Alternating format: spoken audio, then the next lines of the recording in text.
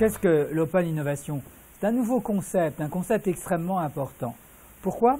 Eh bien, tout simplement parce qu'on peut faire un constat, c'est que dans les technologies traditionnelles comme dans les technologies modernes, on s'aperçoit que ce sont les startups qui très souvent fournissent des innovations de rupture. En effet, dans ces petites sociétés se trouvent des éléments d'innovation vraiment sans rapport avec le marché. Innovation de rupture opposée à innovation de filiation. Comme si il y avait en fait deux cadres de figure. La grande entreprise avec sa gouvernance a une grande capacité à faire des innovations de filiation, pas à pas.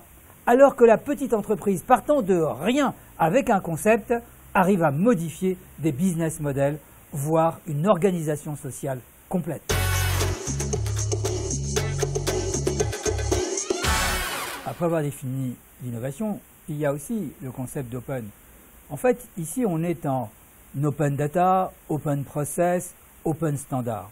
C'est-à-dire que la petite société et la grande société vont se retrouver au centre d'une nouvelle gouvernance sur une plateforme informatisée. La grande société va prendre en charge les grands investissements liés à la plateforme avec un appel à contribution, un appel à résolution de problèmes. Et la petite société, de manière agile d'intervention, va pouvoir, parce qu'elle n'a pas des budgets à écrire, des justifications à faire, des pitchs à présenter, trouver parfois en quelques jours une solution que le laboratoire de recherche et développement de la grande entreprise n'avait pu mettre au point. Bien évidemment, derrière effectivement ce concept d'open, data, process et standard, il faudra créer des produits opérationnels.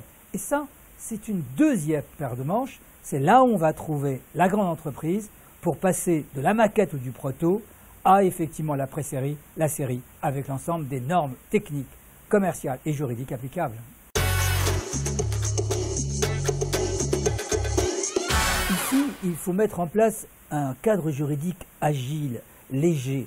Il faut d'une part protéger la grande entreprise au niveau de sa propriété intellectuelle et industrielle, mais aussi protéger bien évidemment l'innovation de la start-up. Il faut une solution gagnant-gagnant.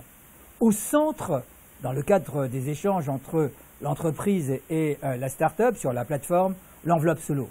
L'enveloppe solo, c'est la description du concept. C'est ce que l'on va réaliser ensemble. Ensuite, il y a la solution qui est souvent une maquette ou un prototype. Derrière, on va faire un contrat d'exploitation avec éventuellement des licences de brevets ou des licences de logiciels. Les deux parties vont partager à la fois la ressource de création, mais aussi les redevances d'exploitation.